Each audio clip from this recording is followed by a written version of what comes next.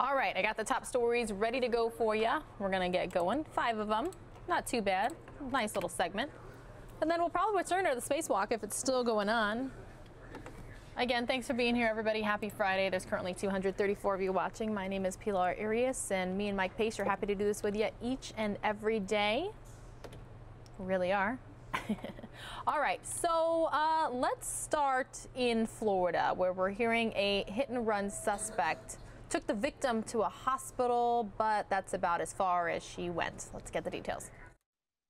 I was looking at the wheels.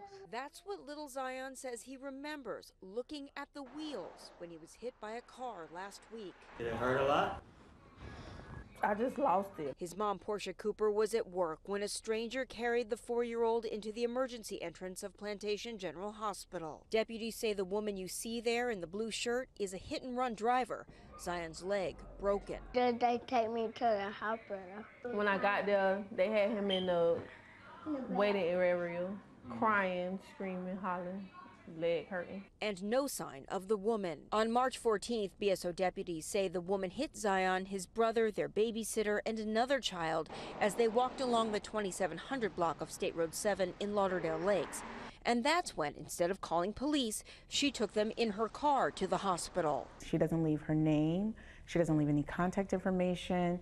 She doesn't call law enforcement at that point. She just abandons the victim and the people that he was with. And even the simple act of bringing them to the hospital, she says, was wrong. Drivers are supposed to always remain at the scene. They are not law enforcement. They are not medical personnel. They can't determine whether they can safely transport someone. As for Zion, he's back home from the hospital, but he remembers what he said as he was rushed inside. I said, how about my mommy? The woman, by the way, still had the family stroller in the car, but she took off. I thank you for taking him to the hospital. You should have left and get your side of the story and see what's wrong with my son.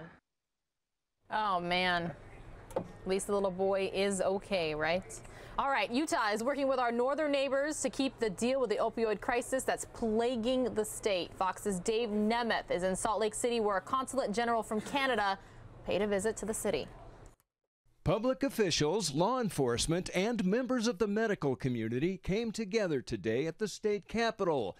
The goal? To compare notes with the Consulate General of Canada regarding the opioid epidemic and future efforts to keep it contained. Canada is doing some really innovative things that I think we can learn from Utah to really take our interventions to the next level. Utah State epidemiologist Dr. Angela Dunn says the collaboration gives both Canada and Utah better insight to what works and what doesn't when combating opioid addiction. Stéphane Lessard, Canada's Consulate General, agrees. We know that there have been significant measures taken here in Utah to address this situation, this crisis.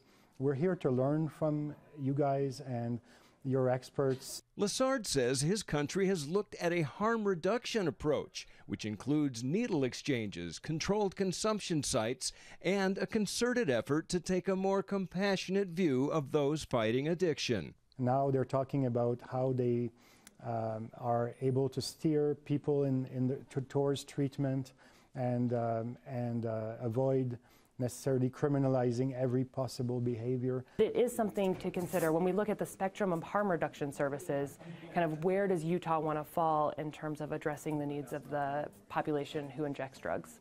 Canada's harm reduction approach has seen positive results, and ongoing efforts here in Utah have also yielded some success, particularly with prescription opioids. We're continuing to see a decrease in our prescription opioid overdoses, and we have started to see the trend down in heroin overdoses as well. But the fight is far from over. The next wave is looking at the illicit drugs, the heroin, the illicit fentanyl overdoses. That's going to take a different approach than prescription. Officials from both Canada and Utah say a widely comprehensive and collaborative approach to drug abuse and addiction can be effective, and all options should be considered when fighting the opioid epidemic. We hope that contacts will be made today between the experts that can lead to ongoing collaboration, because we're all in this together. All right, well, when I tease this story at the end of News Now on Fox 10 Extra, just a reminder, Channel 45, Cable 9, Monday through Friday from 10 a.m. to noon Arizona time. You can always watch right here on the News Now stream as well. This story got a lot of you talking, so here it is. Most people think MySpace went the way of pagers as social media evolved, but it's still around and in major trouble with its users. Fox's Brett Larson explains in this edition of Fox on Tech. Remember MySpace? One of the very first social networks is still around and finding itself apologizing for a huge data loss. The site hasn't had the lasting success of other social media giants like Facebook and Twitter, but back in 2006, it was the most visited site in the United States, even beating Google. As Facebook began to dominate in 2011, MySpace was purchased by an ad targeting firm for about $35 million. We didn't hear much about it until about a year ago, when a user noticed a huge number of files were lost, specifically songs or videos uploaded to the site by aspiring musicians and filmmakers. Initially, MySpace said the issue would be fixed, but now they're saying those songs and movies are gone forever. As for why they lost the data, MySpace says it was a result of a server migration project, but not everyone is buying that story. Andy Bao, credited with helping create Kickstarter, tweeted he was skeptical it was an accident and maybe more of an issue of MySpace not wanting to spend the money to move and store millions of old MP3 files. It's still not clear if this incident will cause a user exodus from MySpace. The website still gets about 15 million visits each month. In New York, I'm Brett Larson, Fox News. Oh, man. Speaking of MySpace, it was the first social media platform I was on because we don't count AOL Instant Messenger or AIM as a social media platform, right? That was just like a messenger, like a chat service. But anyway, from time to time, if I can remember my login credentials, getting on MySpace and seeing all the pictures of the past and, you know, like your top friends when you were able to like rank them and everything, blast from the past for sure. So it's interesting to hear so many people still use the social media networking sites. All right, well, it was a very sad day in Arizona yesterday, and it still is, as the community continues to mourn a Phoenix police officer hit and killed by a car. Our Danielle Miller tells us the latest on the story. Sad to see that happen to someone. I really didn't expect anything like this to happen. Yeah, it was just a simple car accident. Phoenix police officer 51-year-old Paul Rutherford was hit and killed this morning while responding to a crash. It happened near 75th Avenue and Indian School. Police say a woman who was trying to go around the traffic backup hit him. Witnesses saw it all. And this white SUV right here tried to go around all that, and she was going probably a good 50, and he stepped out just a tad bit. That's why he's hit on the side of her car, on the passenger side, and she hit him. The lady that hit the officer, she came out running and crying, and some other lady came in to calm her down because she was panicking. Christian's brother was involved in the original accident that police were responding to, so he went to the scene to help. He says Officer Rutherford was talking with them and taking their statement moments before he was hit. I called 911 right away. I tried to keep him aware, alive, and he just died right there. And what's it called?